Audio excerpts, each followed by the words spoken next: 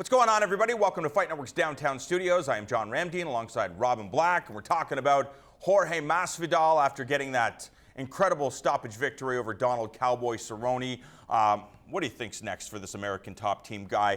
I know we don't like asking what's next, but when you think about all the cool matchups for Masvidal at 170 pounds, it is literally mind-blowing. However, he's not a household name. Is he going to get the big fights, the Nick Diaz's of the world, the Conor McGregor's? I know Conor's probably going to stay at 55, but who knows? Masvidal's fought at 55. Yeah, he'll go back down to 55 to fight Conor McGregor.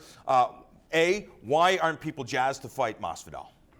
That dude's a motherfucker. You don't want to fight Jorge Masvidal. Nobody. It makes sense. The things that he says are authentic. He's not out there trying to sell this or convince you of that, or play a certain role. That's who the guy is. He's going to go in there. He's going to undermine your confidence. He's ultra smooth. He's a born and bred fighter. That's the real thing.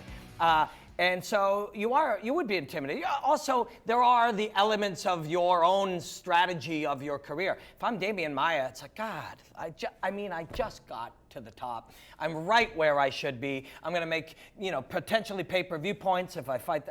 Forget it. Masvidal, no, man. I don't need to do that right now. But one thing about Jorge Masvidal, there has been a number of us, and we are not alone up here at this desk. There have been hundreds, and there have been thousands of real fans of this guy sitting there waiting for everybody else to get it.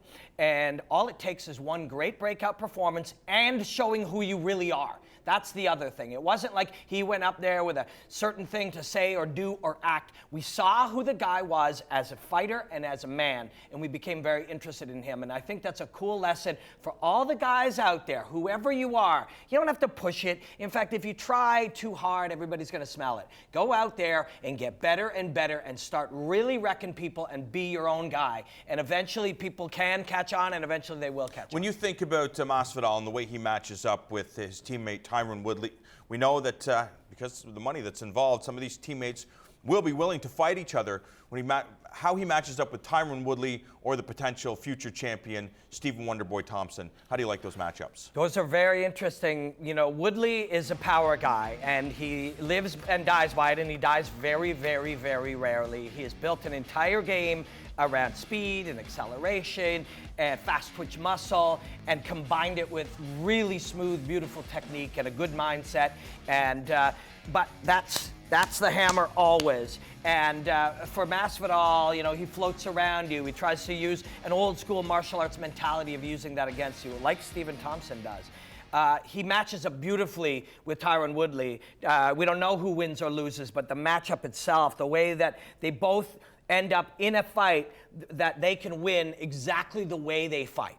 Their thing works against each other, and that's so cool. That's so cool. Against Stephen Thompson, that is a really interesting one, because Stephen Thompson is the riddle to be solved. And Woodley got to him with attributes. He got to him with mixing his attributes with the right strategy and the right subtleties, and it was beautiful. It really was, and I'm excited to see that fight again. But Masvidal, I think they're talking about Neil Magny, and hey man, if you're Masvidal, you've been slipping long-range guys for a long time, since old backyards. You've been moving towards the fire, fearlessly slipping the length of this guy.